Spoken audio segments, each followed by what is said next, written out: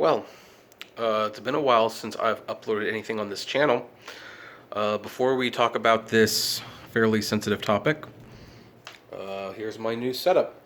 That new TV I got in one room, I decided to move the other 3D TV in the living room. So we've got the SNES and NES Classic, the Roku player with the PlayStation TV, which apparently nobody but me owns. Dreamcast, Wii, which kind of doubles as GameCube. So, yeah. Oh, yeah. We also have the Xbox 360 and the HD DVD extension. We will add the Blu-ray 3D player later because that is a 3D TV. So, anyway, hey everyone, this is Kevin the Entrepreneur. Welcome to my vlog channel.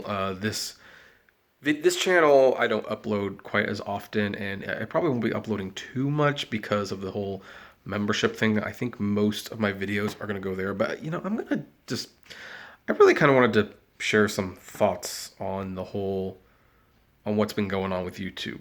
I don't talk too much about YouTube as a community anymore. I don't even know if I'm really part of it. Is 20,000 combined subscribers even big enough to really matter in this community? I don't know. But I have heard of Onision, and I've heard of Chris Hansen. And, well, today things got real. For those of you who have not been paying attention, Chris Hansen was the host of the To Catch a Predator series, I believe it was for ABC or NBC, something like that, where he would basically spring traps on, pedophiles and predators. It made for great TV, and bad people got caught. He started a YouTube channel and basically continued to do what he was doing. And he set his sights on a very unlikely target, Onision, a very popular YouTuber. Now, what are my opinions of Onision? I think he's a creep. I mean, I don't know if he actually did anything wrong illegally, but boy, is he a creep. I will admit, there's some part of me that does find the banana song hilarious. I don't know why. It's stupid, I know, but I kind of like the banana song. I like it. And I enjoy that video. Otherwise, he's a creep. Don't like his videos, don't like his attitude. I mean, he definitely strikes me as someone who takes advantage of people, who's not all there. I don't know. I could be wrong. Maybe it's all an act. He says it's an act. I find people who act on YouTube typically aren't acting. I mean, there's some pretty extreme examples like Filthy Frank, who clearly was an actor, and like the Angry Video Game Nerd, that's clearly a character, especially when you watch some of the other videos that those creators make and you see how normal they are. But Onision doesn't make those videos. All of his videos show him as being this creepy man-child who has never grown up and treats people like total scum. That's what he looks like to me. And I'm trying not to turn off the camera as I switch arms because I don't do this as often. It's hard to hold the camera up the whole time. Anyway, I had no personal invested interest in Onision. I just simply didn't watch his channel. And once in a while, drama would unfold and maybe I'd watch someone commenting on it, but I really didn't pay much attention. I have been watching the Chris Hansen interviews with his alleged victims, though. Not gonna lie, some pretty disturbing stories. Not gonna lie, unlike other certain public figures that have been accused of inappropriate misconduct of which I'm not satisfied with the proof. The proof that has come up, the messages, the emails, the pictures, everything that's been uncovered even before Chris Hansen got on this thing, pretty damning. Pretty damning. So anyway, Hansen has been working on a case with the FBI about Onision.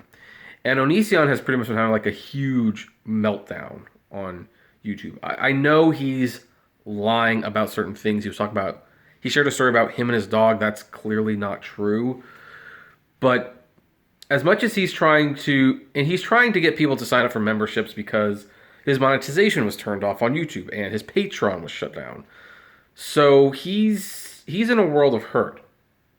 And unfortunately, Onision, I mean, I was watching another YouTuber, it doesn't matter who, was talking um, uh, talking about this, and he mentioned that Onision seems like the kind of person who, if you get his back against a wall, he will lash out in unpredictable and probably unsafe ways. And from what little experience I have, that appears to be true. I remember the one time that I actually got into the whole Onision drama. There was a YouTuber who no longer has a channel up, by the way, named Joy Sparkles BS. Now, you can think what you want about her channel. I think at the end of the day, she started to believe her own hype. Like she was a little bit more influential about getting certain things done with the Daddy 05 controversy than she actually was. But she managed to leverage the Daddy 05 controversy to great numbers and then got so much backlash. I think she just got fed up and decided she was going to walk away from it, which is fine. I mean, as someone who has to deal with an online bully and his stupid followers on a near daily basis, I can understand why you wouldn't want to subject yourself to this. But she at one point went after Onision. And she brought up some things that sound eerily similar to what Chris Hansen has brought up. Now, here's the thing. At that point, Onision was definitely bigger than Joy Sparkles BS, and he used his clout to pressure her off of YouTube. He sicked his fans on her. I noticed people who cross hairs with him.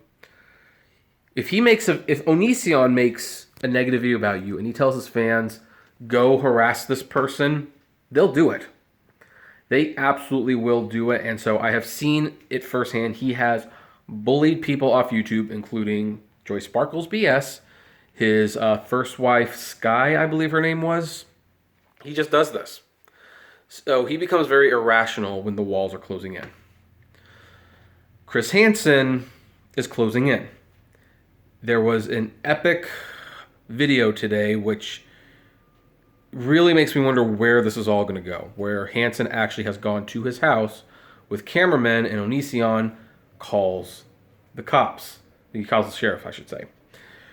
And the sheriff actually is in Hansen's favor. He apparently they are very familiar with Onision's house. They have been called there a few times, which was interesting. And it kind of makes me wonder, what is the next step?